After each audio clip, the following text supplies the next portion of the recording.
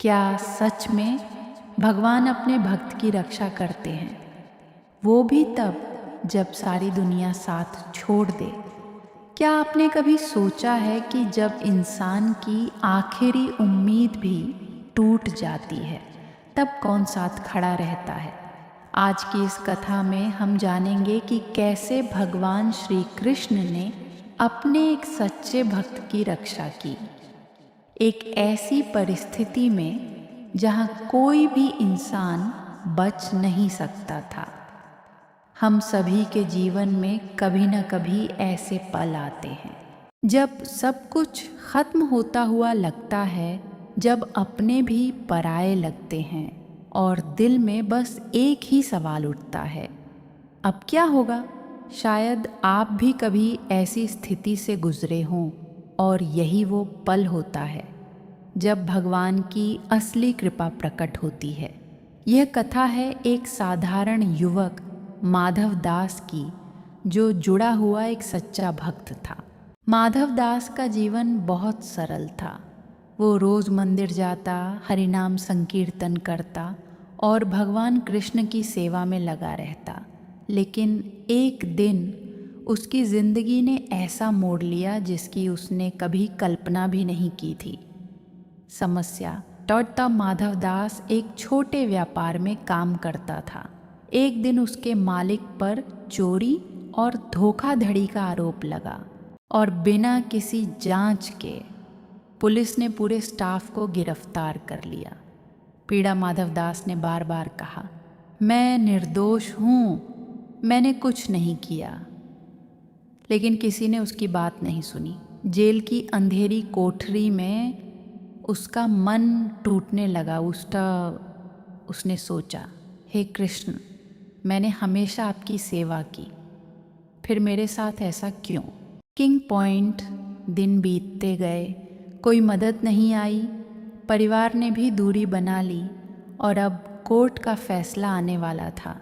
अगर दोषी साबित हुआ तो 10 साल की सज़ा तय थी। उस रात माधव दास पूरी तरह टूट चुका था। आँखों में आंसू थे और दिल में बस एक पुकार, हे कृष्ण, अब आप ही मेरी अंतिम आशा हैं। उसने पूरी श्रद्धा से जप करना शुरू किया, हरे कृष्ण कृष्ण कृष्ण हरे हरे।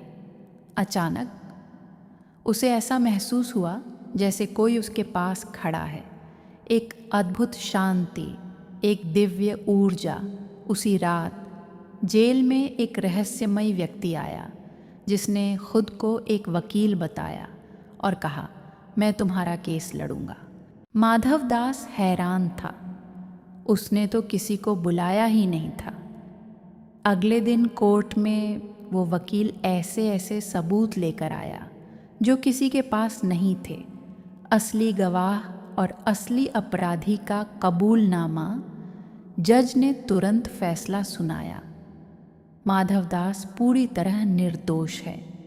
जैसे ही माधव दास ने उस वकील को धन्यवाद कहना चाहा, वो अचानक गायब हो गया।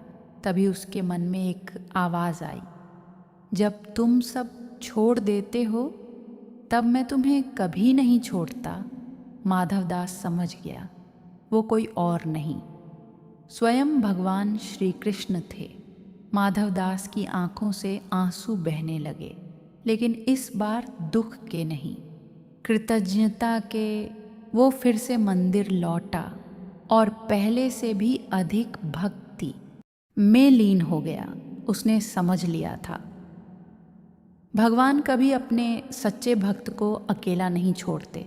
अगर आप भी जीवन में किसी कठिनाई से गुजर रहे हैं तो याद रखिए, विश्वास बनाए रखें, भक्ति में लगे रहें, क्योंकि भगवान हमेशा आपके साथ हैं। अगर आपको यह कथा पसंद आई तो इसे अपने दोस्तों और परिवार के साथ ज़रूर शेयर करें और रोज़ कुछ समय निकाल कर हरे कृष्ण महामंत्र का जप करें। हरे कृष्ण कृष्ण कृष्ण हरे हरे, हरे राम राम राम हरे, हरे, क्योंकि यही है सच्ची शांति और सुरक्षा का मार्ग। जय श्री कृष्ण।